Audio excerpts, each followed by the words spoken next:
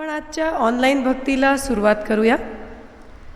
अहो पृथ्वीवरील सर्व लोक हो, परमेश्वराचा जय जयकार करा. हर्षाने परमेश्वराची सेवा करा, गीत गात त्याच्या पुढे या. परमेश्वर हाच देव आहे हे जाणा, त्यानेच आम्हाला उत्पन्न केले.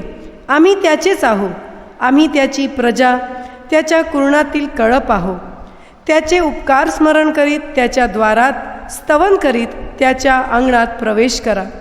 त्याचे उपकार स्मरण करा, त्याच्या नावाचा धन्यवाद करा. कारण परमेश्वर चांगला आहे, त्याची दया सनातन आहे आणि त्याची सत्यता पिढ्यानपिढ्या टिकते. आपण यावेळेस प्रार्थना करूया. धन्यवाद धन्यवाद धन्यवाद देते सेनाधीश परमेश्वरा या सुंदरशा वेळेसाठी. अद्भुतरित्या प्रभुराया, आजची सकाळ तू आम्हाला पुन्हा एकदा एकत्र घेऊन आलास म्हणून तुला धन्यवाद देते परमेश्वरा. यावेळेस दीनलीन नम्र होऊन तुझ्या जवळ येते प्रभुराया. केलेल्या चुकांबद्दल क्षमा मागतो आणि दिलेल्या सगळ्या गोष्टींबद्दल तुला धन्यवाद देतो प्रभुराया. प्रभुराया, आजच्या या ऑनलाईन भक्तीमध्ये जितकेही लोक बसले आहेत त्यांना तू आशीर्वादित कर आणि जितकेही नंतर पाहतील त्यांच्यासोबत तू बनून राहा प्रभुराया. खरंच प्रभुराया, या पॅन्डेमिकमध्ये परमेश्वरा चर्चचे दरवाजे जरी आमच्यासाठी परमेश्वरा बंद झाले असतील प्रभुराया, पण प्रभुराया तुझी कृपा अशी आहे प्रभुराया की तू प्रत्येक घरात ते दार उघडलं आहे परमेश्वरा. आज परमेश्वरा आम्ही बाहेरगावी असो, घरी असो, कामात असो परमेश्वरा, तरीही परमेश्वरा तुझं वचन परमेश्वरा आमच्यापर्यंत पोचतं प्रभुराया. पहिले परमेश्वरा कामात आहे म्हणून मी कदाचित आज चर्चला येऊ शकणार नाही, हा विषय आता संपला प्रभुराया. कारण चर्च तू आमच्या हातांमध्ये दिलं आहे परमेश्वरा, की बाळा तुला जेव्हा वेळ आहे तेव्हा तू माझे वचन ऐक प्रभुराया. आमच्या मनांना स्पर्श कर परमेश्वरा. ही वेळ जी परमेश्वरा तू दिली आहे की आम्ही न चुकता प्रत्येक रविवारी परमेश्वरा तुझ्या वचनांना ऐकू शकू परमेश्वरा. आम्हाला तू परमेश्वरा अशी बुद्धी ज्ञान समज दे परमेश्वरा, की येणाऱ्या दिवसांमध्ये जेव्हा हे दार परत उघडल्या जातील तेव्हा प्रभुराया आम्ही अगदी तुझ्या जवळ रोज दर रविवारी न काही चुकता यावं प्रभुराया. आज परमेश्वरा जग थांबलं प्रभुराया, पण तुझे वचन परमेश्वरा कोणीच थांबवू शकलं नाही प्रभुराया. खरंच धन्यवाद देते परमेश्वरा मी तुझ्या या महान कार्यासाठी परमेश्वरा. प्रभुराया आम्हा सगळ्यांना परमेश्वरा तू आपल्या जवळ घे प्रभुराया. या काळामध्ये परमेश्वरा तू आम्हा सगळ्यांना सांभाळून ठेवलं आहेस म्हणून तुला धन्यवाद देते. आणि मला विश्वास आहे की येणाऱ्या दिवसांमध्ये सुद्धा प्रभुराया तू आम्हाला सांभाळून ठेवणार आहेस प्रभुराया. यावेळेस परमेश्वरा आजच्या ऑनलाईन भक्तीचं संचालन करताना परमेश्वरा तू माझ्यासोबत बनून राहा प्रभुराया. आजचे वक्ते परमेश्वरा जेव्हा तुझ्या वचनांवर आम्हाला परमेश्वरा आमच्याशी तुझ्याद्वारे बोलणार त्यांना तू स्पर्श कर परमेश्वरा. प्रेज अँड वर्शिपची टीम परमेश्वरा जेव्हा तुझ्या समक्ष येईल तेव्हा परमेश्वरा तू त्यांच्यासोबत बनून राहा. खरंच परमेश्वरा तुला धन्यवाद देते प्रत्येक लहान मोठ्या गोष्टींसाठी. तुला काय मागू, तू मागण्याआधी देणारा माझा परमेश्वर आहेस. पुन्हा एकदा सगळ्या गोष्टी तुझ्या सामर्थ्यशाली हातात सोपवते. आम्हा सगळ्यांना आणि विशेष करून आजच्या ऑनलाईन भक्तीला तुझ्या सामर्थ्यशाली हातात सोपवते. इथनं समोरचा संपूर्ण वेळ आणि आम्हा सगळ्यांना तुझ्या हाती देते. ही विनंती येशू ख्रिस्त याच्या प्रिय आणि गोड नावाने मागते म्हणून तू ऐक आणि कबूल कर. आमेन आमेन. यावेळेस आपण परमेश्वराच्या स्तुतीप्रित्यार्थे एक गीत गाऊया. त्याकरिता उपासना संगीत यातील गीत क्रमांक 113 आणि भक्तिगीते यातील गीत क्रमांक 52 आणि पान क्रमांक 22 नाम येशूचे आवडे हे गीत आपण गाऊया.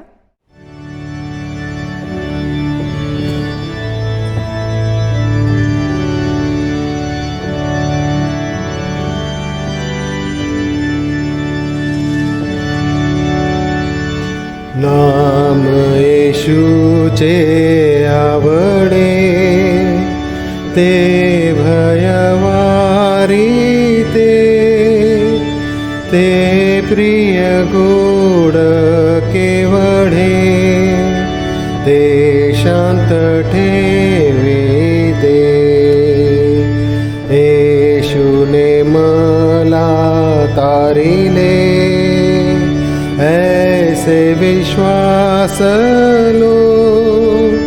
स्वरक्त त्याने पाडिले मी मुक्ती पावलो येशू स्वर्गाला त्याजुनी पृथ्वीवरी आला दुर्बलतेला घेऊनी दाखवी प्रेमाला येशूने मला तारिले ऐसे विश्वास लो स्वरक्त त्याने पाडिले मी मुक्ती पावलो येशू दुष्टांच्या करिता मध्यस्थी करिता दुःखास झाला शोषिता जे नये वर्णिता येशूने मला तारिले ऐसे विश्वास लो स्वरक्त त्याने पाडिले मी मुक्ती पावलो येशू मृत्यूला जिंकुनी जिवंत झाला तो सकला उठवुनी देईल मुक्तीला येशूने मला तारिले ऐसे विश्वास लो स्वरक्त त्याने पाडिले मी मुक्ती पावलो. यावेळेस प्रेषितांचा मतांगीकार आपण विश्वासाने बोलूया. सर्वसमर्थ देव जो पिता, आकाश व पृथ्वी यांचा उत्पन्न करणारा आणि येशू ख्रिस्त त्याचा एकुलता एक पुत्र आमचा प्रभू, जो पवित्र आत्म्याच्या योगाने गर्भरूप झाला, कुमारी मरिया इचपासून जन्मला, ज्याने पंतय पिलाताच्या वेळेस दुःख भोगिले, ज्याला वधस्तंभी दिले, जो मरण पावला व ज्याला पुरिले, तिसऱ्या दिवशी मेलेल्यांमधून पुन्हा उठला, स्वर्गात चढला आणि सर्वशक्तिमान देव जो पिता त्याच्या उजवीकडे बसला आहे. तेथून जिवंतांचा व मेलेल्यांचा न्याय करायला जो येणार आहे, त्याविषयी मी विश्वास धरितो. पवित्र आत्मा, पवित्र सार्वत्रिक मंडळी, पवित्रांची सहभागिता, पापांची क्षमा, देहाचे पुनरुत्थान आणि सनातन जीवन याविषयी मी विश्वास धरितो. आमेन. आजच्या आळीपाळीच्या वचनांसाठी जो शास्त्रभाग निवडला आहे तो स्तोत्रसंहिता 85 वचन 1 ते 13, साम्स 85 1-13 हे वाचण्याकरिता मी आशिषदादा यांना समोर बोलविते. आजच्या मननाकरिता जो आळीपाळीचा शास्त्रभाग निवडण्यात आला आहे तो आहे स्तोत्रसंहिता 85. शेवटचे वचन आपण सोबत वाचूया. हे परमेश्वरा, तू आपल्या देशावर प्रसन्न झाला आहेस. तू याकोबाला बंदिवासातून परत आणले आहे. तू आपल्या लोकांच्या अनितीची क्षमा केली आहे, त्यांच्या सर्व पापांवर पांघरून घातले आहे. तू आपला सर्व क्रोध आवरीला आहे. तू आपल्या कोपाची तीव्रता सोडून दिली आहे. हे आमच्या उद्धारक देवा, आम्हाला परत आण आणि आमच्यावरील आपला रोष नाहीसा कर. तू आमच्यावर सर्व काळ कोपलेला राहणार काय? पिढ्यानपिढ्या तू आपला क्रोध चालू ठेवणार काय? तुझ्या लोकांनी तुझ्या ठाई हर्ष पावावा म्हणून तू आमचे पुनरुज्जीवन करणारा नाहीस काय? हे परमेश्वरा, तुझ्या दयेचा आम्हाला अनुभव येऊ दे व तू सिद्ध केलेले तारण आम्हाला दे. परमेश्वर देव जे काय बोलेल ते मी ऐकून घेईन, कारण तो आपल्या लोकांशी व आपल्या भक्तांशी क्षेमकुशलाचे भाषण करील. मात्र त्यांनी मूर्खपणाकडे पुन्हा वळू नये. खरोखर त्याचे भय धरणाऱ्यांना त्याने सिद्ध केलेले तारण समीप असते, यासाठी की आमच्या देशात वैभव नांदावे. दया व सत्य ही एकत्र झाली आहेत. नीती व शांती यांनी एकमेकांचे चुंबन घेतले आहे. पृथ्वीतून सत्य बाहेर पडत आहे, स्वर्गातून नीतिमत्व अवलोकन करीत आहे. जे उत्तम ते परमेश्वर देईल आणि आमची भूमी आपले फळ देईल. त्याच्या पुढे नीतिमत्व चालेल व त्याची पावले इतरांना मार्गदर्शक होतील. प्रभू परमेश्वर वाचलेल्या वचनांवर आशीर्वाद. सुवंद्य देव परात्पर सवाहो त्या स्वर्गी भुवन, तो बाप पुत्र आत्माजा त्रेक्याला द्या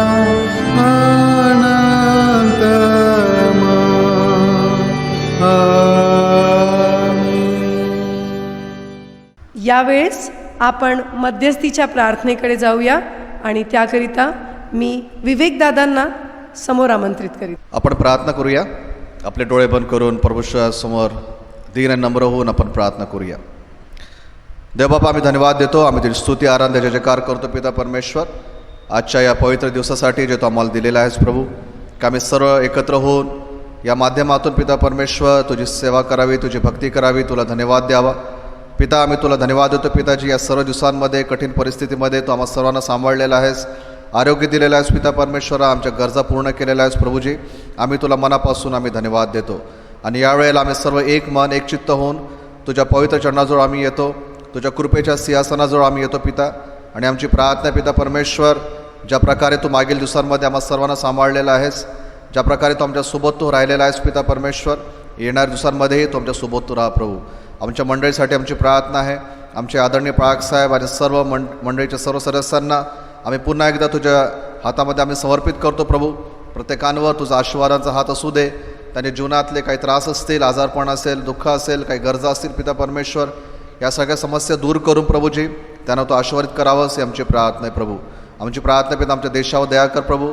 आज आमचा देश ज्या महान संकटातून जात आहे प्रभू, आमचा विश्वास आहे की तो आमच्यासोबत आहेस आणि या देशाला वाचवणारा, सांभाळणारा तो आमचा देव आहेस. त्यासाठी आम्ही तुला धन्यवाद देतो प्रभू. आमची प्रार्थना पिता परमेश्वर, मेथडिस्ट चर्च नागपूर आणि आमचे बिशप साहेब आणि सर्व अधिकारीगण, CS साहेब, DS साहेब, सर्वांना मी तुझ्या हातात समर्पित करतो प्रभू. प्रत्येकांना ब्लेस कर, प्रत्येकांना आशीर्वादित कर प्रभूजी. त्यांनी सेवा तो आशीर्वादित कर प्रभूजी, तू सहायता कर पिता. आजच्या वचनातून तू आमच्यासोबत तू बोल. आणि पिता, आमची प्रार्थना आहे ही महामारी संपून लवकरात लवकर आम्ही सर्वजण तुझ्या पवित्र मंदिरामध्ये एकत्रित होऊन पिता आम्ही भेटू शकू, भक्ती करू शकू, अशी कृपा तू आम्हाला पुरव पिता. आम्ही धन्यवाद देतो. आमची प्रार्थना तू ऐकलीस. मान महिमा आणि गौरव आम्ही तुला देतो. धन्यवाद देत ही प्रार्थना प्रभू येशूच्या नावाने मागतो म्हणून तू ऐक. आमेन. हे आमच्या स्वर्गातील बापा, तुझे नाव पवित्र मानले जाओ, तुझे राज्य येऊ, तसे स्वर्गात तसे पृथ्वीवरही तुझ्या इच्छेप्रमाणे हो. आमची रोजची भाकर आज आम्हास दे, आणि जसे आम्ही आमच्या ऋणास ऋण सोडिले तसेच तू आमची ऋणे आम्हास सोड. आणि आम्हास स्पर्शेत आणू नकोस, तर आम्हास वाईटापासून सोडू, कारण की राज्य, सामर्थ्य आणि गौरव ही सर्व काळ तुझीच आहेत. आमेन. आजच्या मनन व चिंतनासाठी जो शास्त्रभाग निवडला आहे तो लूक याचा 4 अध्याय वचन 18 व 19. लूक याचा 4 अध्याय वचन 18 व 19. परमेश्वराचा आत्मा माझ्यावर आला आहे, कारण दीना सुवार्ता सांगण्यास त्याने मला अभिषेक केला. त्याने मला पाठविले आहे ते अशासाठी की धरून नेलेल्यांची सुटका व अंधळ्यास पुन्हा दृष्टीचा लाभ यांची घोषणा करावी. ठेचले जात आहेत त्यास सोडवून पाठवावे. परमेश्वराच्या प्रसादाच्या वर्षाची घोषणा करावी. परमेश्वर वाचलेले वचन आशीर्वादित करू. यावेळेस आपण प्रेज अँड वर्शिपमध्ये जाऊया. त्याकरिता मी प्रेज अँड वर्शिप टीमला समोर बोलाविते.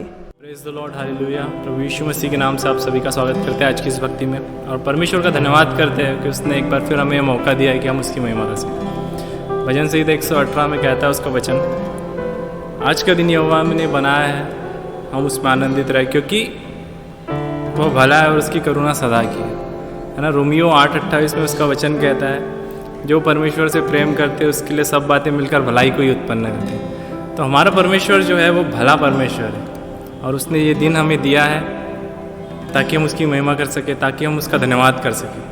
तो इस गीत को गाए और उसकी महिमा करें, जो कहता है आज का दिन यहोवा ने बनाया, हम उसमें आनंदित हो। आज का दिन यहोवा ने बनाया है, हम उसमें आनंदित हो, आनंदित हो। आज का दिन यहोवा ने बनाया है, हम उसमें आनंदित हो, आनंदित हो। प्रभु को महिमा मिले, चाहे हो मेरा अपमान। प्रभु को महिमा मिले, चाहे हो मेरा अपमान। वह बड़े मैं घटूं, रहे उसी का ध्यान। वह बड़े मैं घटूं,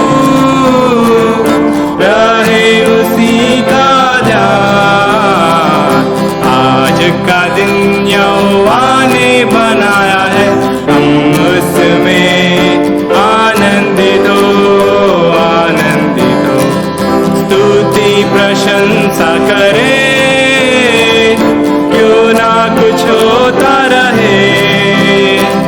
स्तुति प्रशंसा करे, क्यों ना कुछ होता रहे। उसको हम भाते रहे, चाहे जहाँ भी रहे। उसको हम भाते रहे, चाहे जहाँ भी रहे। आज का दिन यहोवा ने बनाया है, हम उसमें आनंदित हो, आनंदित हो। आता हूँ तेरे पास, मुझको है तुझसे आस। आता हूँ तेरे पास, मुझको है तुझसे आस। मुझको कबूल कर ले, पापों से शुद्ध कर दे। मुझको कबूल कर ले, पापों से शुद्ध कर ले। आज का दिन यहोवा ने बनाया है, हम उसमें आनंदित हो, आनंदित हो। आज का दिन यहोवा ने बनाया है, हम उसमें आनंदित हो, आनंदित हो। ख्रिस्ती बांधवांचा मेळा, ख्रिस्ती बांधवांचा मेळा, ख्रिस्ती बांधवांचा गोड प्रीती मेळा। भक्तिभाव गोडा पायी देवा रे, ख्रिस्ती बांधवांचा मेळा। आवडे तुला रे नाद गायनाचा, नाद गायनाचा। आवडे तुला रे नाद गायनाचा, नाद गायनाचा। टाळ मृदुंगाचा नाही विट, नाही विट। टाळ मृदुंगाचा नाही विट, नाही विट। ख्रिस्ती बांधवांचा मेळा, ख्रिस्ती बांधवांचा मेळा, ख्रिस्ती बांधवांचा गोड प्रीती मेळा। भक्तिभाव गोडा पायी देवा रे, ख्रिस्ती बांधवांचा मेळा। नाचले तुझे ते थोर साधू संत, थोर साधू संत। नाचले तुझे ते थोर साधू संत, थोर साधू संत। तुझ्या कीर्तनात ओढी आम्हा, ओढी आम्हा। तुझ्या कीर्तनात ओढी आम्हा, ओढी आम्हा। ख्रिस्ती बांधवांचा मेळा, ख्रिस्ती बांधवांचा मेळा, ख्रिस्ती बांधवांचा बांधवांचा गोड प्रीती मेळा, भक्ती भाव गोळा पाही देवा रे, ख्रिस्ती बांधवांचा मेळा. रंगुनी आम्हाला रिंगणात गोल, रंगुनी आम्हाला रिंगणात गोल, रिंगणात गोल. गाऊ दे अमोल प्रेम गीत, प्रेम गीत. गाऊ दे अमोल प्रेम गीत, प्रेम गीत. ख्रिस्ती बांधवांचा मेळा, ख्रिस्ती बांधवांचा मेळा, ख्रिस्ती बांधवांचा गोड प्रीती मेळा, भक्ती भाव गोळा पाही देवा रे, ख्रिस्ती बांधवांचा मेळा. सचमुच हमारा परमेश्वर दया का धनी है, मति महान है, उसकी करुणा सदा की है.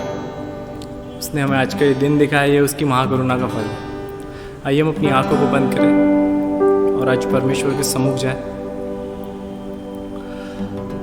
और उससे कहें, हाँ प्रभु जी, आपने कहा था प्रभु जी प्रेरितों के काम उसके दूसरे अध्याय में कि आप अपना आत्मा हम पर उंडेलोगे प्रभु जी. आपने कहा था प्रभु जी कि मैं तुम्हें कभी अकेला नहीं छोड़ूंगा, अनाथ नहीं छोड़ूंगा, परंतु एक मददगार भेजूंगा. आज प्रभु जी हमें पवित्र आत्मा की जरूरत है. आज प्रभु जी आप हमें पवित्र आत्मा के अभिषेक से भर दीजिए प्रभु जी, जो हमें सिखाए, जो हमें चलाए और हमें प्रभु यीशु मसीह के सिखाए हुए मार्ग पर चलने वाला बनाए. आइए चर्च, हम सब मिलकर आज प्यारे पिता से ये विनती करें कि वो हमें पवित्र आत्मा के अभिषेक से भरे.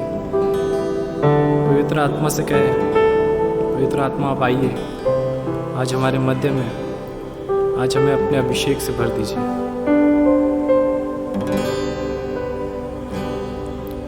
पवित्र आत्मा, पवित्र आत्मा,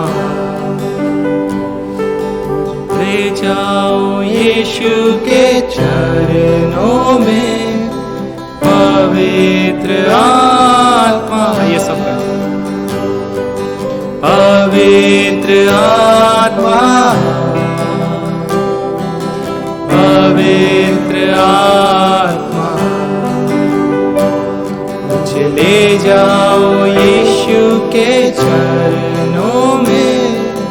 पवित्र आत्मा, सिर्फ तेरे लिए यीशु, तेरे लिए, सिर्फ तेरे लिए यीशु, तेरे लिए, सिर्फ तेरे लिए यीशु, तेरे लिए मैं हाथ उठाता हूँ. यीशु ही मार्ग है, यीशु ही सत्य है, यीशु ही जीवन है. यीशु मेरा प्रभु, यीशु ही मार्ग, यीशु ही मार्ग है, यीशु ही सत्य है,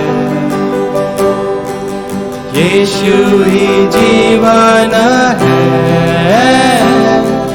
यीशु मेरा प्रभु, सिर्फ तेरे लिए यीशु, तेरे लिए, सिर्फ तेरे लिए यीशु, तेरे लिए, सिर्फ तेरे लिए यीशु, तेरे लिए मैं हाथ उठाता हूँ. पवित्र आत्मा, पवित्र आत्मा, पवित्र आत्मा, पवित्र आत्मा, पवित्र आत्मा, पवित्र आत्मा, पवित्र आत्मा. सचमुच पवित्र आत्मा आज अपनी उपस्थिति से हम सबको भर दीजिए। आज अपने अनुग्रह से, अपने अभिषेक से हम सबको भर दीजिए। परमेश्वर पिता, आपका वचन कहता है यूहन्ना 15:16 में, हमने आपको नहीं बनाना, आपने हमें चुना है प्रभु जी, और इसलिए चुना है कि बड़ा फल है प्रभु जी। प्रभु जी, अपने राज्य की बढ़ोतरी के लिए काम करने वाला हमें बनाइए प्रभु जी। पवित्र आत्मा, आप हमें सिखाइए, आप हमें चलाइए, अपने अभिषेक से हम सबको भर दीजिए। प्यारे पिता, इस समय प्रार्थना करता हूँ प्रभु जी, विशेष प्रभु जी जो हमारे साथ जुड़े प्रभु जी आराधना में प्रभु जी, प्रत्येक को प्रभु जी अपनी आत्मा के अभिषेक से भर दीजिए, प्रत्येक को अपने अनुग्रह से भर दीजिए, ताकि जब हम मिलकर प्रभु जी आपकी भक्ति कर रहे प्रभु जी, ताकि जब हम मिलकर प्रभु जी आपकी आराधना कर रहे प्रभु जी, ये आराधना प्रभु जी हमारी आपको ग्रहण योग्य हो प्रभु जी। प्रत्येक को प्रभु जी आप स्पर्श कर लीजिए प्रभु जी।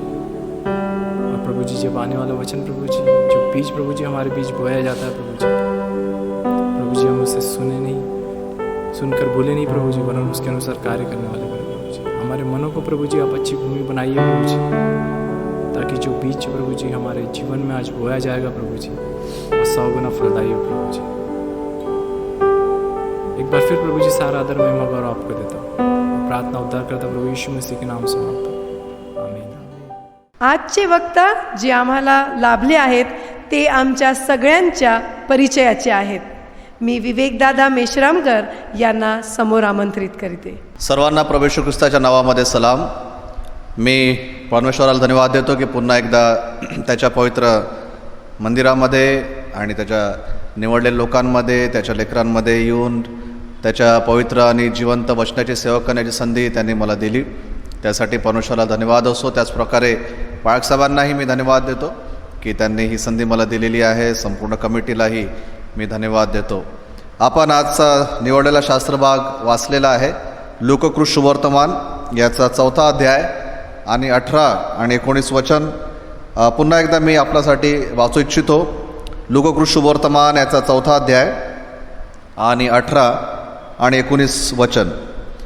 परमेश्वराचा आत्मा माझ्यावर आला आहे, कारण दिनास सुवार्ता सांगण्यास त्याने मला अभिषेक केला आहे। त्याने मला पाठविले आहे ते अशासाठी की धरून नेलेल्यांची सुटका, वांदळ्यास पुन्हा दृष्टीचा लाभ याची घोषणा करावी, ठेचले जात आहेत त्यास सोडून पाठवावे, परमेश्वराच्या प्रसादाच्या वर्षाची घोषणा करावी। देवबाप वाचलेले वचन आपणा सर्वांसाठी आशीर्वादित करो। आणि हे जे 2 वचन आहेत हे प्रभू येशू ख्रिस्तांनी वाचले होते जेव्हा तो मंदिरामध्ये आला होता आणि त्याला यशया संदेष्टाचा ग्रंथपट जेव्हा देण्यात आला तेव्हा त्यांनी हे 2 वचनं वाचलेत आणि या 2 वचनांच्या द्वारे त्यांनी हे सांगितलं की परमेश्वराने त्याला कशाप्रकारे अभिषेक केलेला आहे आणि तो कशा प्रकारची सेवा जगामध्ये करणार आहे।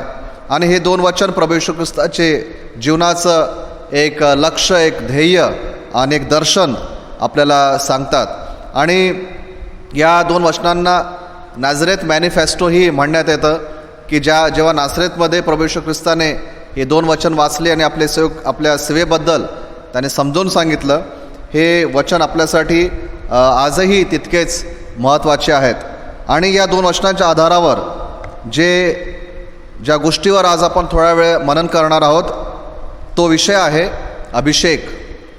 तो विषय ज्यावर आज आपण मनन करणार आहोत, ऐकणार आहोत, तो विषय आहे प्रिय अभिषेक। प्रभू येशू ख्रिस्त म्हणतो 18 वचनामध्ये की परमेश्वराचा आत्मा माझ्यावर आला आहे, कारण दिनास सुवार्ता सांगण्यास त्याने मला अभिषेक केला आहे।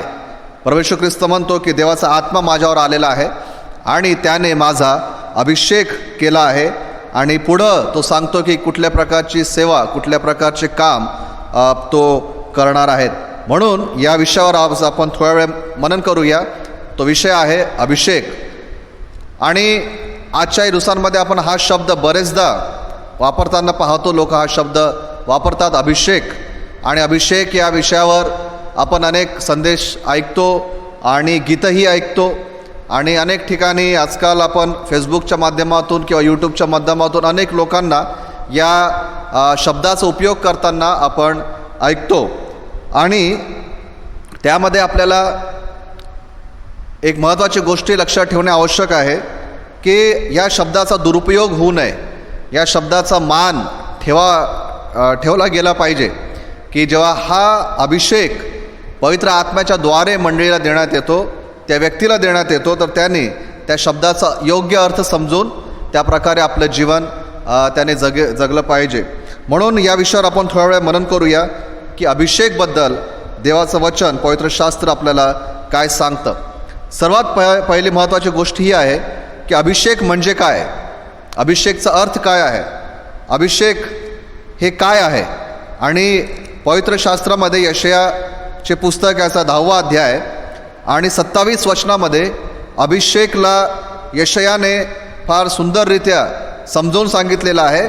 यशायाचे पुस्तक याचा 10वा अध्याय आणि 27 वचनामध्ये असं लिहिलेलं आहे, त्या समय असे होईल की तुझ्या खांद्यावरून त्याचा भार व तुझ्या मानेवरून त्याचे जू निघेल आणि तुझ्या पुष्टतेमुळे ते मोडून जाईल. हिंदीमध्ये मी आपल्यासाठी वाचू इच्छितो. यशाया 10वा अध्याय आणि 27 वचनामध्ये असं लिहिलेलं आहे कि उस समय ऐसा होगा कि उसका बोझ तेरे कंधे पर से और उसका जुआ तेरे गर्दन पर से उठा लिया जाएगा और अभिषेक के कारण वह जुआ तोड़ डाला जाएगा.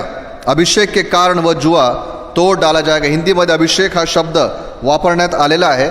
तर या शब्दाच्या, या वचनाच्या आधारावर जर आपण अभिषेकचं डेफिनेशन जर आपण पाहिलं, या वचनाच्या आधारावर जर आपण अभिषेकला एक्सप्लेन करण्याचा जर आपण प्रयत्न केला, तर आपण असं म्हणू शकतो इंग्लिशमध्ये की अभिषेक हे burden removing, yoke destroying power of God आहे. It is the burden removing and yoke destroying power of God. हिंदीमध्ये आपण असं म्हणू शकतो कि अभिषेक है बोझ हटाने वाली और जुओं को तोड़ने वाली परमेश्वर की सामर्थ है. बोझ हटाने वाली, जुओं को तोड़ने वाली परमेश्वर की सामर्थ है. आणि मराठीमध्ये आपण असं म्हणू शकतो की भार व जू मोडणारी परमेश्वराची सामर्थ. भार व जू मोडणारी परमेश्वराची सामर्थ.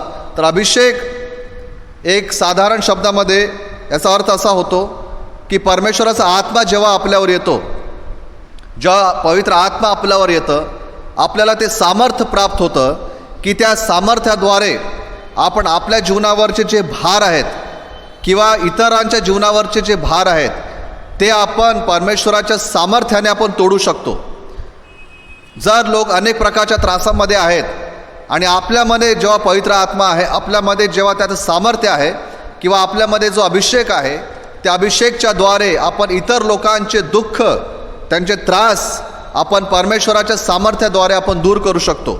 आणि लूकाकृत सुवार्तामध्ये पण आपण जे वाचलं, प्रभू येशू ख्रिस्त काय म्हणत आहे की जेव्हा देवाचा आत्मा माझ्यावर आलेला आहे आणि मला अभिषेक मिळालेला आहे, तर तो हे म्हणतो की हे मला अशासाठी देण्यात आलेलं आहे की मी धरून नेलेल्या लोकांस सुटका, आंधळ्यास पुन्हा दृष्टीचा लाभ याची घोषणा करावी, ठेचले जात आहेत त्यास सोडवून पाठवावे, परमेश्वराच्या प्रसादाच्या वर्षाची घोषणा करावी. प्रभू येशू ख्रिस्त हे म्हणत आहे की मला अभिषेक यासाठी देण्यात आलेला आहे की जे लोक अनेक प्रकारच्या दुःखांमध्ये आणि त्रासांमध्ये फसलेले आहेत त्यांना मी सुटका करून द्यावी, त्यांना मी आशीर्वादित करावं, त्यांचे दुःख मी दूर करावे. आणि प्रियानो, तोच अभिषेक आज मंडळीला, तुम्हाला आणि मला आज देण्यात आलेला आहे. जेव्हा आपण प्रभू येशू ख्रिस्ताला आपला वैयक्तिक तारणारा म्हणून स्वीकार केलेला आहे, आपण जेव्हा आपलं जीवन त्याला समर्पण केलेलं आहे, आपण म्हणतो की पवित्र आत्मा माझ्यामध्ये तू ये, पवित्र आत्मा आपल्यामध्ये राहतो. आणि 1 कोरिंथ 3:16 जे आपल्याला सांगतं की आपलं शरीर हे पवित्र आत्म्याचं मंदिर आहे, तर पवित्र आत्मा आपल्यामध्ये वास करतो. आपण पवित्र आत्म्याचे मंदिर आहोत आणि त्या पवित्र आत्म्याद्वारे आपल्याला जो अभिषेक मिळालेला आहे, तो अभिषेक आपल्याला सहायता करतो, आपल्याला मदत करतो की आपल्या जीवनातले ओझे, आपल्या जीवनातले जे योक आहेत ते तोडून आपण एक स्वतंत्र जीवन जगावं, एक पापमुक्त जीवन जगावं, एक श्रापमुक्त जीवन जगावं आणि एक आशीर्वादित जीवन जगून आपण इतरांसाठी ही आशीर्वादाचं कारण बनावं. आणि आपल्यामध्ये जो अभिषेक आहे त्या अभिषेकद्वारे इतर लोक जर दुःखी आहेत आणि त्रासात आहेत आणि आजारपणात आहेत किंवा अनेक प्रकारच्या समस्येमध्ये आहे, आपल्या जीवनातल्या अभिषेकद्वारे आपण त्यांनाही स्वतंत्र करू शकतो, त्यांनाही आशीर्वादित करू शकतो, त्यांच्याही जीवनातले दुःख आपण दूर करू शकतो. आणि याच कारणामुळे प्रियांनो परमेश्वराने आपल्याला अभिषेक केलेला आहे. आणि जेव्हा प्रभू येशू ख्रिस्त हा परमेश्वराचा पुत्र, प्रभू येशू ख्रिस्त जेव्हा मानव रूप धारण करून या जगामध्ये आला होता आणि या जगामध्ये सेवा करण्यासाठी त्याला या अभिषेकची गरज होती. या जगामध्ये राहून सेवा करण्यासाठी जेव्हा त्याला पवित्र आत्म्याने भरून या अभिषेकची गरज होती प्रियांनो, तर विचार करायला पाहिजे की आपल्याला किती जास्त आवश्यकता आहे. आपण किती अधिक आत्म्यामध्ये किंवा आपण किती अधिक या अभिषेकमध्ये चाललं पाहिजे. कारण या जगातले दुःख, आपल्या वैयक्तिक जीवनातले दुःख किंवा इतरांना जर आपल्याला मदत करायची आहे किंवा इतरांमध्ये जर आपल्याला सेवा करायची आहे, तर आपण मानवी बुद्धीने, मानवी ज्ञानाने, मानवी शक्तीने, मानवी अनुभवाने किंवा आपल्या पैशाने आपण ही सेवा करू शकत नाही. जरी आपल्याला ज्ञानाची गरज आहे, जरी आपल्याला अनुभवाची गरज आहे, जरी आपल्याला पैशांची गरज आहे, जरी आपल्याला सर्व इक्विपमेंट्सची गरज आहे, पण त्याच्यासोबत जे सर्वात महत्त्वाची गोष्ट म्हणजे पवित्र आत्म्याचा अभिषेक जर आपल्या जीवनामध्ये नाही, तर आपण परमेश्वराची सेवा करू शकत नाही. आपण कोणाला सहायता करू शकत नाही. इवन आपल्या जीवनातले जे त्रास आहेत त्यालाही आपण दूर करू शकत नाही. जर या सर्व गोष्टी असून जर आपल्यामध्ये पवित्र आत्म्याचा अभिषेक नाही आहे. आणि म्हणून प्रेषितांची कृत्याचा 1 अध्याय आणि 4 वचनामध्ये प्रभू येशू ख्रिस्ताचं पुनरुत्थान झाल्यानंतर स्वर्गारोहण होण्यापूर्वी येशू ख्रिस्ताने प्रेषित 1:4 असं म्हटलं की तो व ते एकत्र जमले असताना त्याने त्यांना आज्ञा केली की यरूशलेम सोडून जाऊ नका, तर पित्याने देव केलेल्या ज्या देणगीविषयी तुम्ही माझ्याकडून ऐकले आहे तिची वाट पहा. 5 वचनामध्ये असं लिहिलेलं आहे, कारण योहानाने पाण्याने बाप्तिस्मा केला खरा, पण तुमचा बाप्तिस्मा थोड्या दिवसांनी पवित्र आत्म्याने होईल. येशू ख्रिस्ताने म्हटलं की जोपर्यंत तुम्हाला पवित्र आत्मा मिळणार नाही तोपर्यंत तुम्ही यरूशलेमेत थांबा, तोपर्यंत तुम्ही सेवेला जाऊ नका. पेंटेकॉस्टच्या दिवशी पवित्र आत्मा आला, त्याच्यानंतर पवित्र आत्मा काम करत आहे. आजही पवित्र आत्मा आलेला आहे, आजही पवित्र आत्मा आपल्यामध्ये राहतो.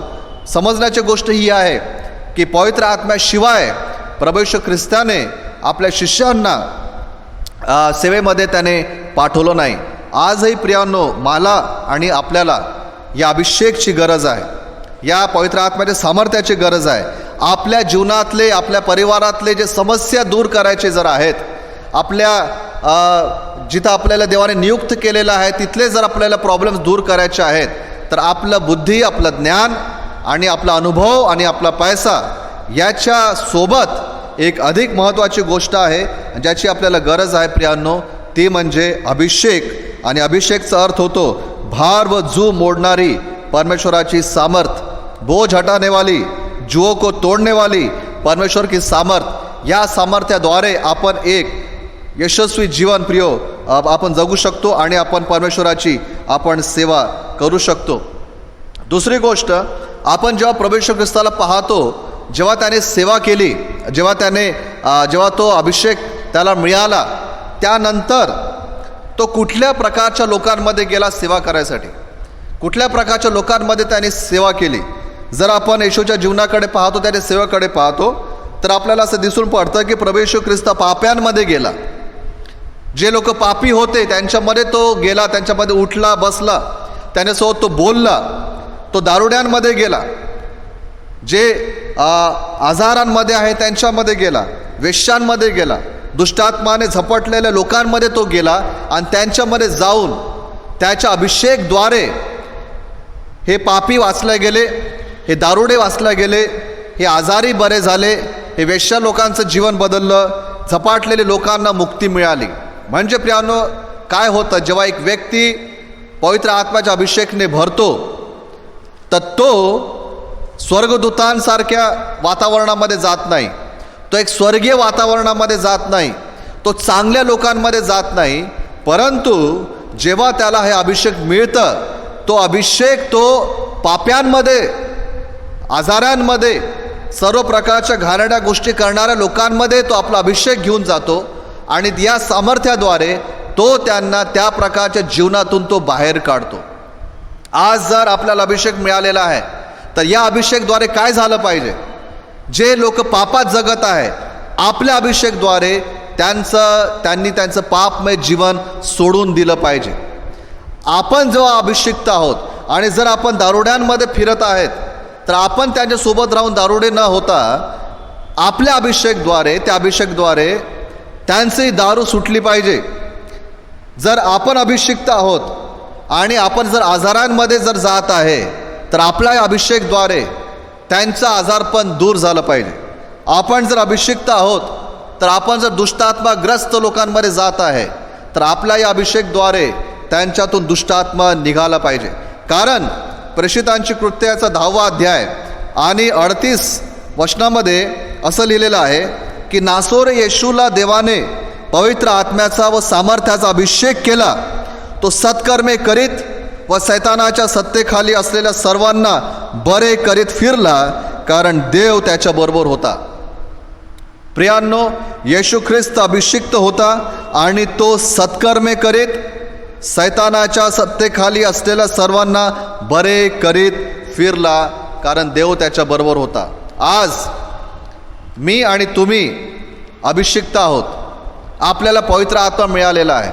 आपण विचार केला पाहिजे की माझ्याद्वारे किती सत्कर्मे होत आहेत, माझ्याद्वारे किती पापी लोक पापमय जीवन सोडून पवित्र जीवनामध्ये येत आहेत.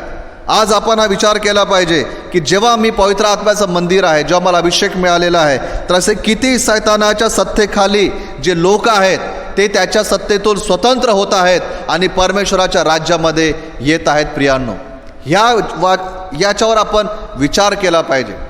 जर आपण आजही स्वतःला अभिषिक्त समजतो, पण जर आज आपल्या स्वतःच्या जीवनामध्ये जर पाप आहेत, जर आपल्या स्वतःच्या जीवनामध्ये जर अमंगळ गोष्टी आहेत प्रियांनो, तर ह्या अभिषेकद्वारे आपल्या जीवनातले ते बंधनं तुटणे गरजेचं आहे. आपल्या जीवनामधले ते पाप जाणे गरजेचं आहे. नाहीतर याचा अर्थ असा होईल की या शरीरामध्ये पवित्र आत्मा आहे आणि या शरीराद्वारे मी जर पाप करत आहे, तर या दोन गोष्टी सोबत चालू शकणार नाहीत. कधी ना कधी या दोन गोष्टी वेगळ्या होतील. म्हणून प्रियांनो, अभिषेक काय करतं? अभिषेक लोकांच्या जीवनातले त्रास, आजारपण, पाप दूर करतं. आपल्या जीवनामध्ये जर त्या गोष्टी आहेत, तर अभिषेक त्या गोष्टी आपल्या जीवनातूनही प्रियांनो दूर करतं. आणि या कारणामुळे देवाने आपल्याला पवित्र आत्मा दिलेला आहे, आपल्याला तो अभिषेक दिलेला आहे प्रियांनो. आणि म्हणून ज्या प्रकारे प्रभू येशू ख्रिस्त अभिषिक्त होता, त्याच्याद्वारे अनेक लोक वाचले गेले. आज आवश्यक आहे की माझ्या आणि तुमच्याद्वारेही लोक वाचला गेला पाहिजे. दुसरी गोष्ट की अभिषेक कशा प्रकारे कार्य करतं. अभिषेक कशा प्रकारे कार्य करतं? जर आपण पहिले शमूएल याचा 16वा अध्याय आणि 13 वचन जर आपण वाचलं, तर त्यामध्ये आपल्याला वाचायला मिळतं की दावीदाचा अभिषेक शमूएलने केला.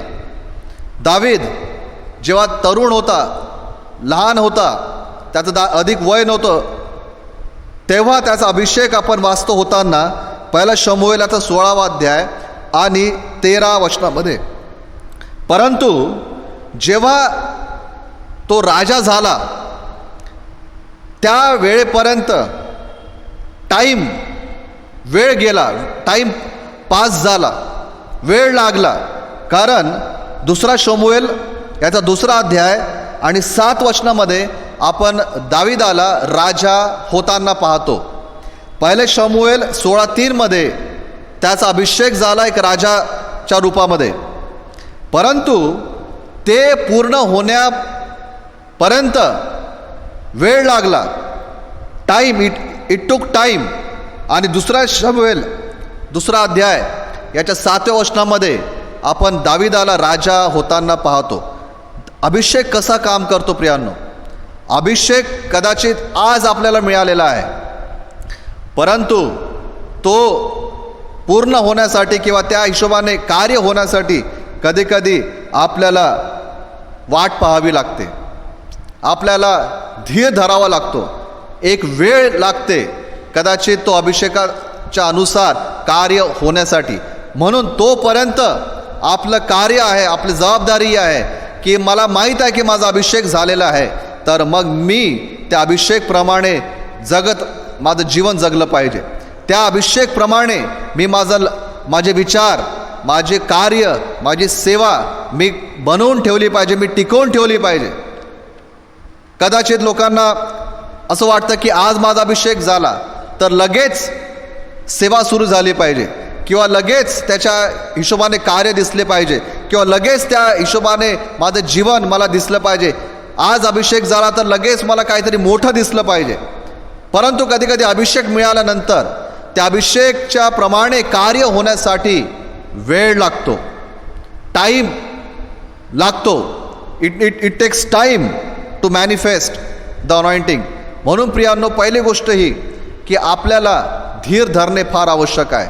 ही गोष्ट तर निश्चित आहे की आपला अभिषेक झालेला आहे, परंतु त्या अभिषेक जर आपल्या लगेच पूर्ण होताना जर दिसत नाही आहे तर आपल्याला धीर धरणे पण आवश्यक आहे.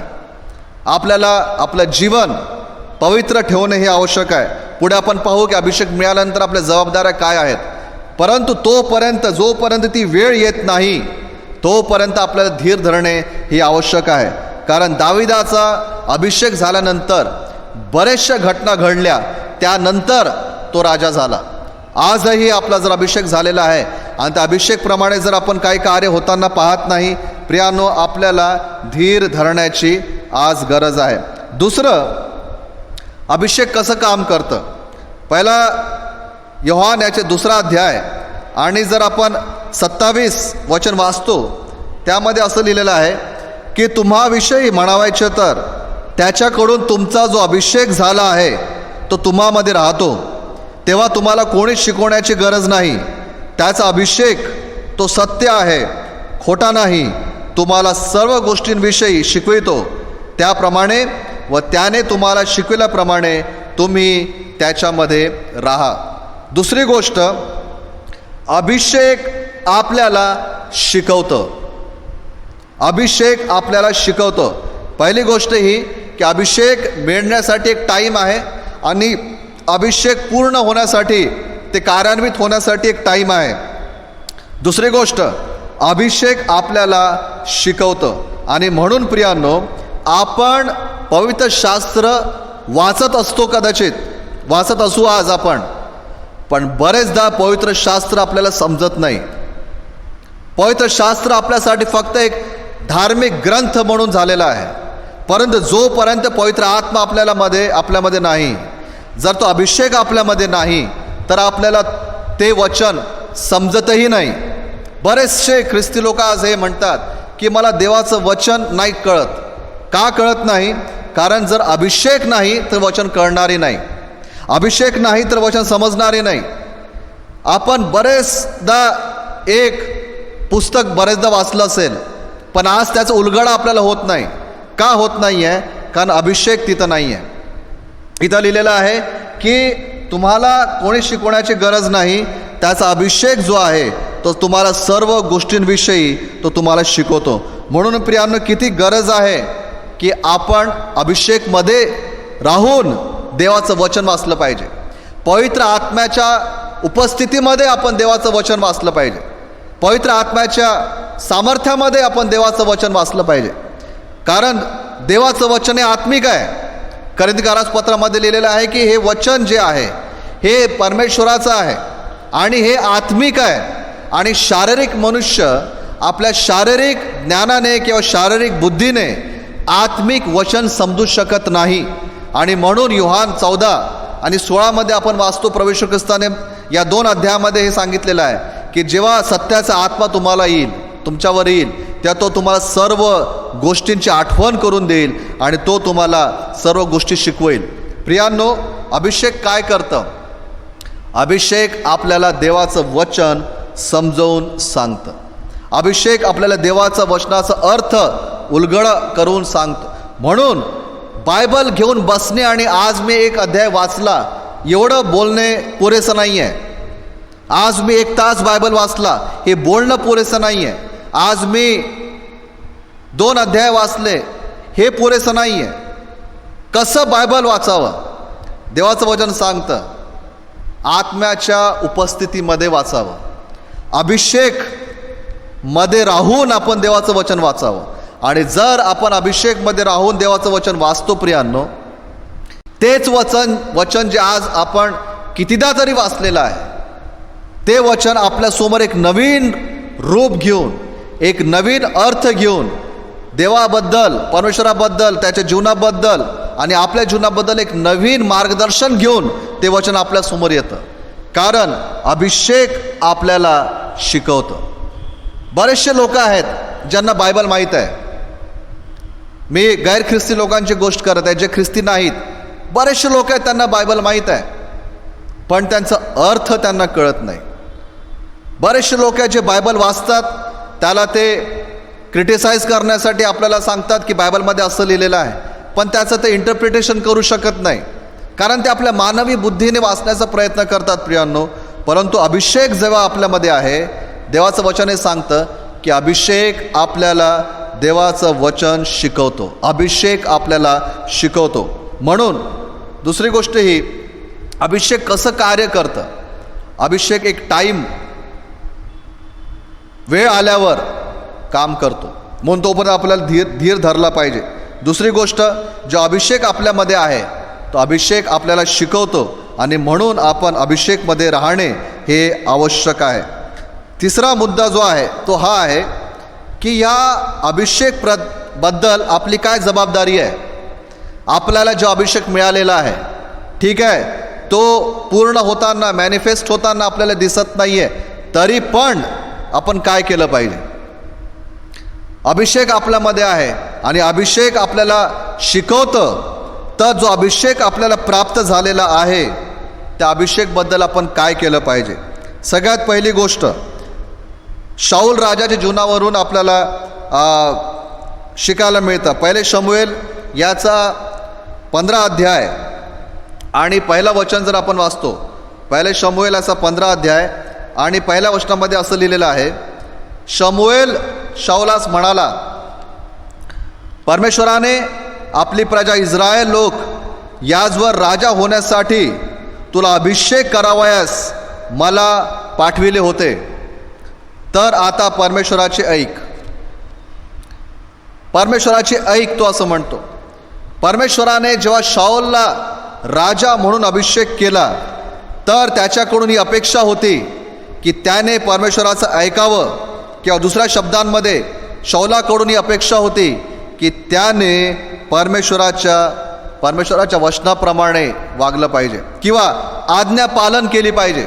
ओबिडियन्स जे आहे, आज्ञा पालन त्यांनी करायला पाहिजे होतं.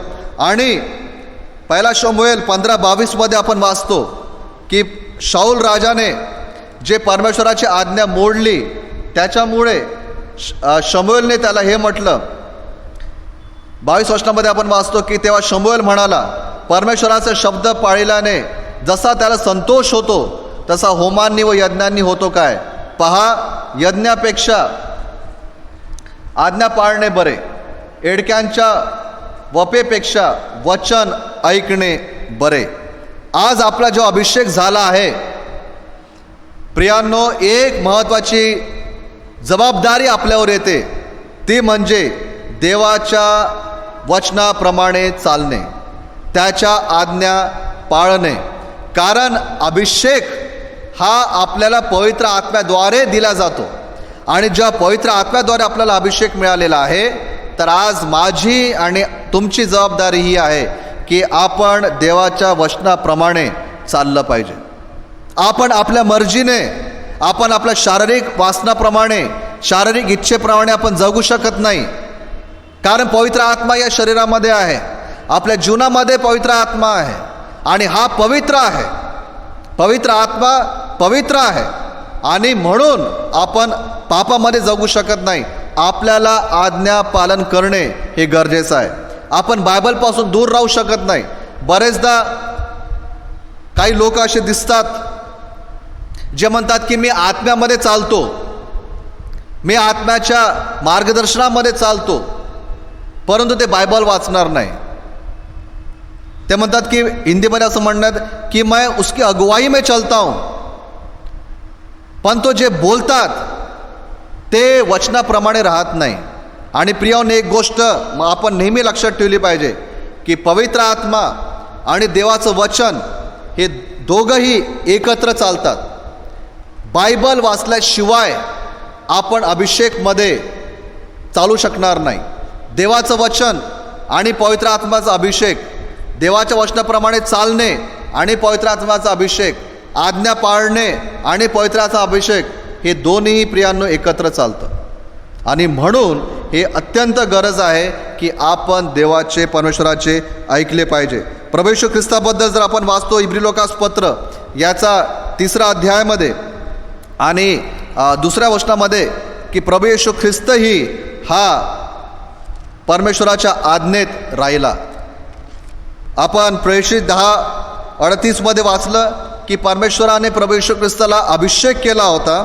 आणि इब्री 3:2 असं लिहिलेलं आहे की जसा मोशे देवाच्या संबंध घरामध्ये विश्वसनीय होता तसा तोही ज्याने त्याला नेमिले त्याच्याशी तो विश्वसनीय होता. आणि पुढे 5 अध्याय आणि 8 वचनामध्ये असं लिहिलेलं आहे की तो पुत्र असूनही त्याने जे दुःख सोसले तेणे करून तो आज्ञाधारकपणा शिकला.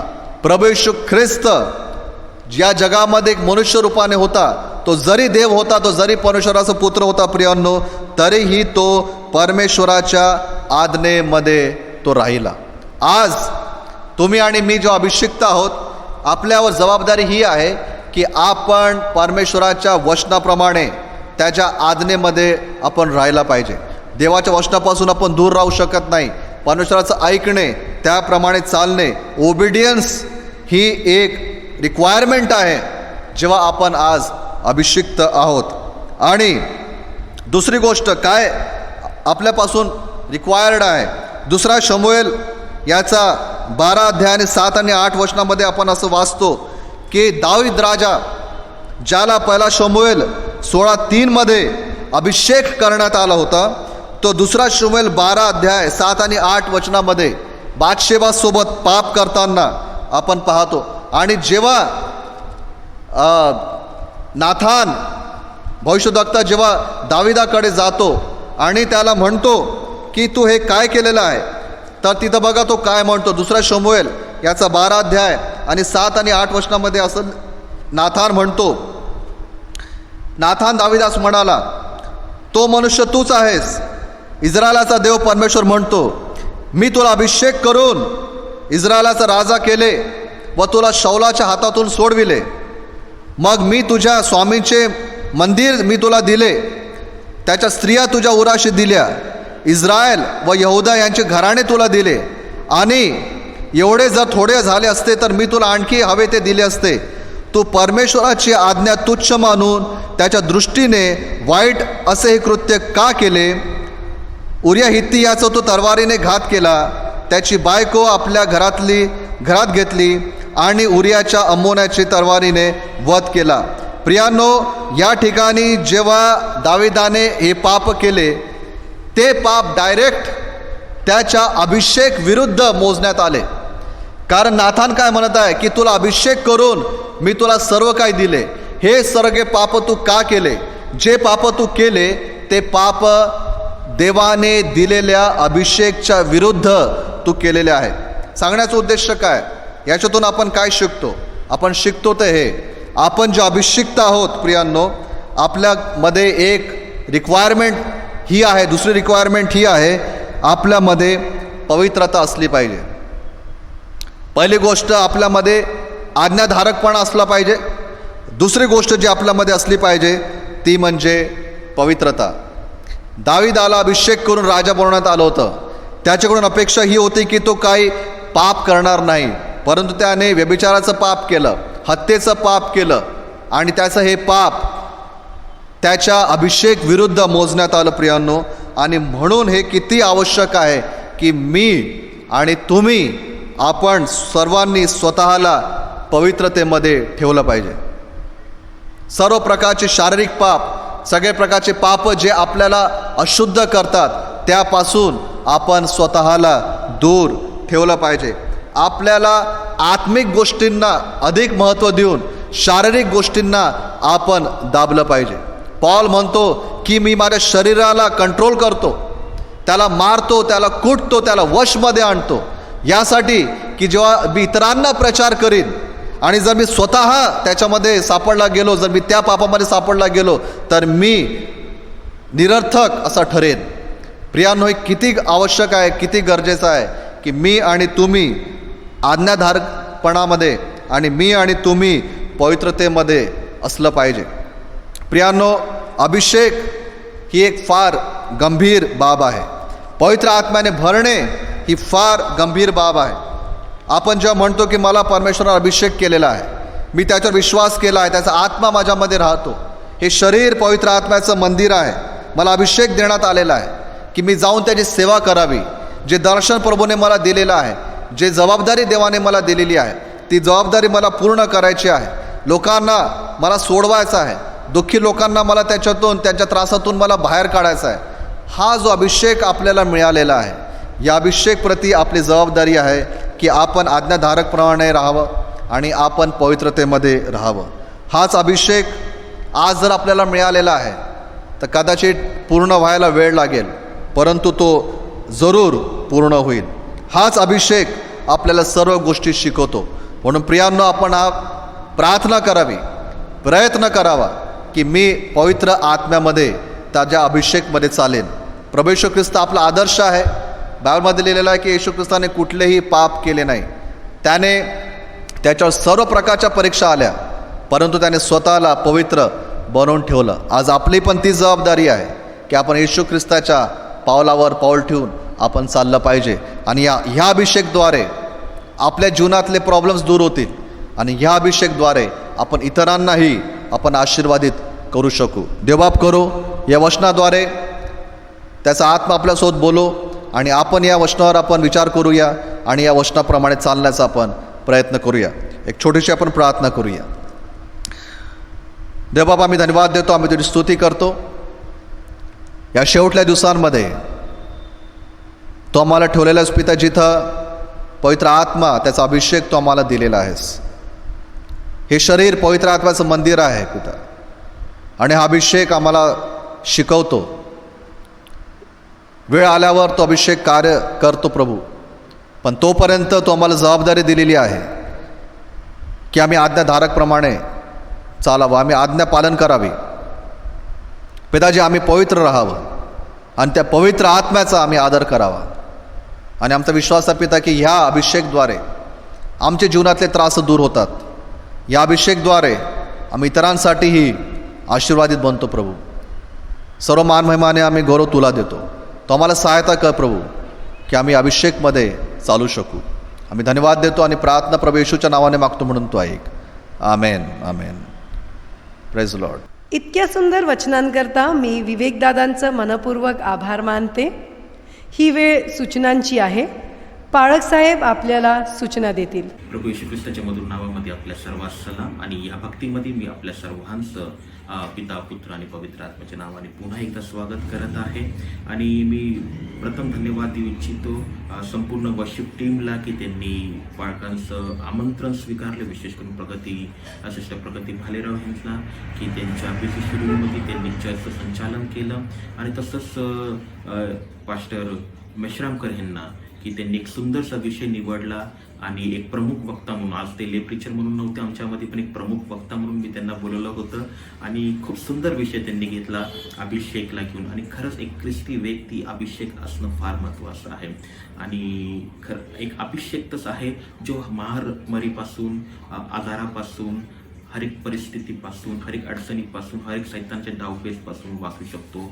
आणि त्या अभिषेकला वाचवणारा येशूचं रक्त आहे, येशू ख्रिस्त आहे, त्याचं वचन आहे, त्याचे स्वर्गदूत आहे आणि अनेक अशा गोष्टी आहे माझ्या प्रियांनो. आणि म्हणून मी खूप मनापूर्वक धन्यवाद देऊ इच्छितो की एक सुंदरसा विषय बाळक साहेबांनी निवडला आणि खरंच एक बायबल स्टडीसारखं त्यांनी आम्हाला अभिषेकबद्दल समजवलं. त्याबद्दल मी मनापूर्वक धन्यवाद देतो. आणि तसंच मी धन्यवाद देऊ इच्छितो भाऊ अमित दामले यांना की खरंच मागील दिवसांमध्ये त्यांना बरं नव्हतं, पण त्यांनी जो सहभाग आम्हाला दिला आहे रेकॉर्डिंगच्या द्वारे, खरंच मनापूर्वक धन्यवाद देऊ इच्छितो की आजारी असताना सुद्धा त्यांनी चर्चचं रेकॉर्डिंग केलं, रेकॉर्डिंगमध्ये थांब आली नाही आणि सुंदरसं रेकॉर्डिंग करून आज परमेश्वरचं वचन आम्हाला घरोघरी सर्वांना प्राप्त होत आहे. भाऊ आशिष साळवी त्यांच्या संपूर्ण टीमला की प्रेझेंट वर्शिप सुंदर सिच्युएशन वर्शिप त्यांनी घेतली. वेळोवेळी ते आपले काम सोडून ते यायचे आणि तसंच मी भाऊ विशाल सरोदे यांना की गीत उपसंगीताचे गीत गाण्यास पाळक साहेबांना आणि या भक्तीमध्ये त्यांनी मदत केली. मी ह्या सर्व टीमला मनापूर्वक धन्यवाद देऊ इच्छितो. मग की माझ्या ॲब्सन्समध्ये मला बरं नव्हतं, पण माझ्या ॲब्सन्समध्ये त्यांनी ही भक्ती चालवली, त्याबद्दल मी त्यांना मनापूर्वक धन्यवाद देऊ इच्छितो. एक विवाह सूचना आहे, ती ह्या प्रकारे आहे की मी रेव्हरंड संदेश चांदेकर, पाळक Methodist Marathi church civil lines Nagpur खालील विवाह घोषित करत आहे. Methodist Marathi church civil line नागपूरचे सदस्य श्री अरुण जावळे आणि श्रीमती राजश्री अरुण जावळे यांचा पुत्र विकी यांचा विवाह. बिलीवर्स चर्च अहमदनगरचे सदस्य श्री निवास मोशे वाघमारे आणि श्रीमती पौर्णिमा निवास वाघमारे यांची कन्या कुमारी प्रीती यांचा विवाह दिनांक 2 डिसेंबर 2020 होण्याचा सुनिश्चित करण्यात आला आहे.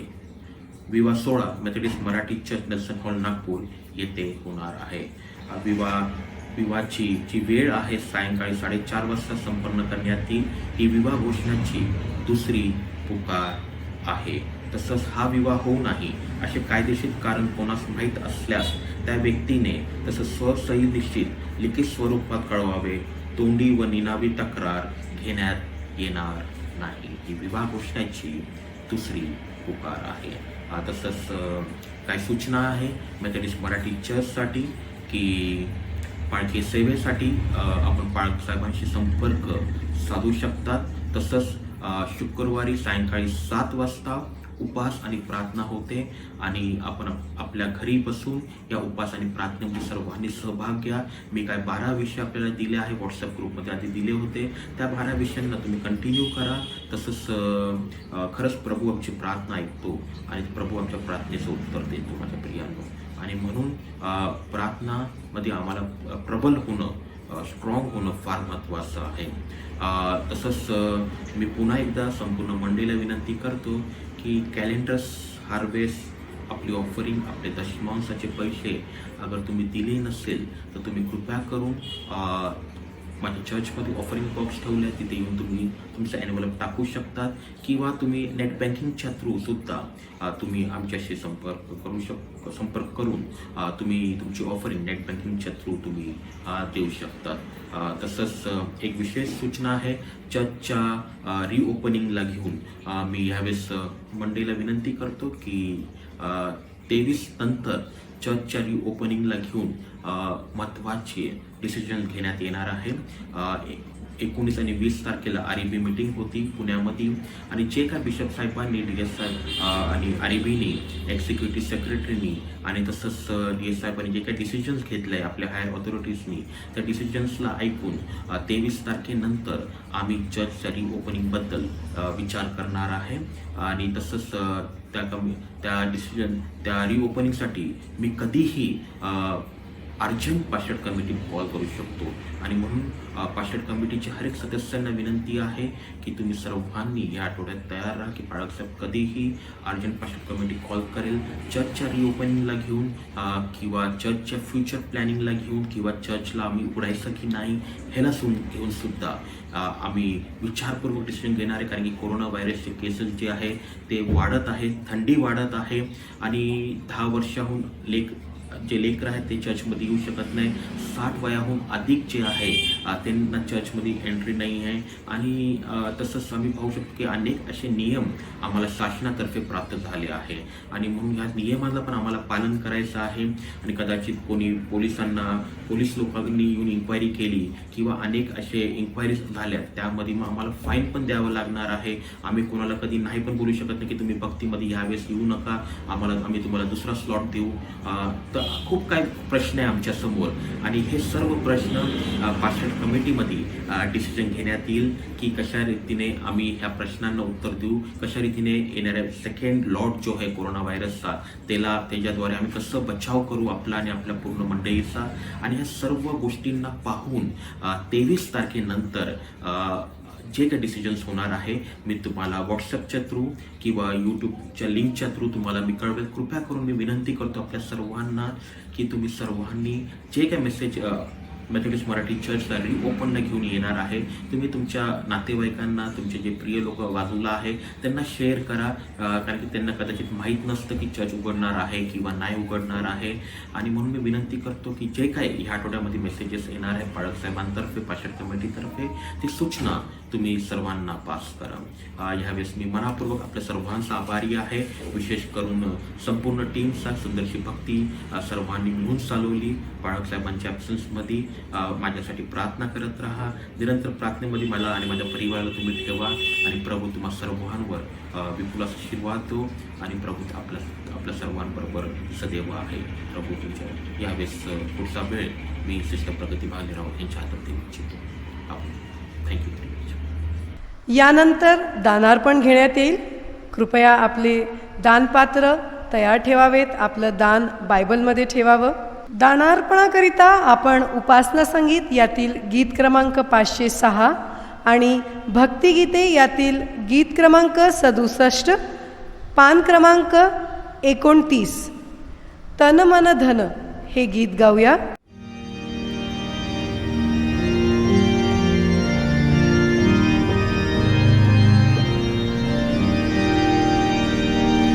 तन मन धन प्रभु तव चरणी, तन मन धन प्रभु तव चरणी. सकल तुझे तूची दिलेसी, सकल तुझे तूची दिलेसी. अघटित तव करणी, तन मन धन प्रभु तव चरणी. माझे ते मीच मिळविले, माझे ते मीच मिळविले. समजत से अभिमाने पूर्वी, समजत से अभिमाने पूर्वी. आता खेदमनी, धन मन धन प्रभु तव चरणी. मी मम जाया कन्या सुत हे, मी मम जाया कन्या सुत हे. दास तुझ्या चरणांचे सारे, दास तुझ्या चरणांचे सारे. प्रिय कर तुझी धनी, तन मन धन प्रभु तव चरणी. बेत विचारहि हर मम करणे, बेत विचारहि हर मम करणे. अवलंबे छेवर तव बावलंबे, इच्छेवर तव बा. करितो मन धरणी, तन मन धन प्रभु तव चरणी. वाट खरे पण जीवन मम तू, वाट खरे पण जीवन शरणागत मी पतित तुला गा शरणागत मी पतित तुला गा जय दे भवतरणी तन मन धन प्रभु तव चरणी. यानंतर दानावर प्रार्थना करण्याकरिता मी विवेकदादांना समोर बोलविते. ज्यांच्याही कोणाचे वाढदिवस गेल्या आठवड्यात झाले असतील किंवा लग्नाचे वाढदिवस झाले असतील ते कृपा करून आपल्या स्थानी उभे राहतील. त्यानंतर पाळकसाहेब आपल्याला आशीर्वाद देतील. आपण प्रार्थना करूया. देवबाबा आम्ही धन्यवाद देतो पिता, तू आम्हाला ही संधी दिलीस पिता परमेश्वर, की जे तू आम्हाला दिलेलं आहेस प्रभू, जे बुद्धी तू आम्हाला दिलीस, जी शक्ती तू आम्हाला दिलीस आणि त्याच्याद्वारे जे आम्ही कमवू शकलो पिता परमेश्वर, त्याच्यातून तुझा आदर करत तुझ्या सेवेसाठी पिता परमेश्वर जे दानार्पण आम्ही तुझ्या पवित्र मंदिरामध्ये आणलेलं आहे, आमची प्रार्थना आहे प्रभू, जी या दानाला तो स्वीकार कर, आशीर्वादित कर, बहुगुणित कर प्रभू, आणि याच्याद्वारे तुझी सेवा व्हावी असं तू होऊ दे. त्याचप्रमाणे पिता आमची प्रार्थना आहे पिता, ज्यांचे वाढदिवस या दिवसांमध्ये झालेले आहेत, लग्नाचे वाढदिवस झालेले आहेत पिता परमेश्वर, आम्ही प्रत्येकांना त्यांच्या नावाने, प्रभू येशूच्या नावाने आम्ही आशीर्वादित करतो प्रभू. ज्या प्रकारे मागील वर्षभर त्यांना सांभाळलेलं आहेस, त्यांच्या वैयक्तिक जीवनामध्ये आणि वैवाहिक जीवनामध्ये परमेश्वर पिता, त्या सर्वांना तू सांभाळ आणि पुढेही तू आशीर्वादित कर आणि त्यांच्याद्वारे इतरांना आशीर्वाद प्राप्त व्हावा असं तू होऊ दे. आम्ही धन्यवाद देतो पिता, आमची प्रार्थना तू ऐकलीस, सर्व मान महिमा गौरव आम्ही तुला देतो. प्रभू येशूच्या सामर्थ्य नावाने मागतो म्हणून तू ऐक. आमेन. आमेन. परमेश्वर पिताचं प्रेम, प्रभू येशू ख्रिस्ताची कृपा आणि पवित्र आत्म्याची सहभागिता, विशेष करून मेथडिस्ट मराठी चर्चच्या वधूबरोबर जितकेही यूट्यूबवरती जे भाऊ बहीण पाहत आहे, जे परमेश्वरचं वचन ऐकत आहे, ते सर्वांबरोबर आणि तसंच जे आजारी आहे ते सर्वांबरोबर आजपासून ते प्रभू येशू ख्रिस्ताच्या दुसऱ्या आगमनापर्यंत प्रभूची शांती सदैव सदैव राहो. आमेन. मंगला हे प्रेमला स्तवने अर्पितो तुला तव पदी देयासरा आम्हाला विश्वांबरा जाताना घरी दे मना शांती आमुच्या दया घना जिने सरो हे चिंतनी देह झिजो हासेवनी अर्पितो तुला दयानिधे स्तो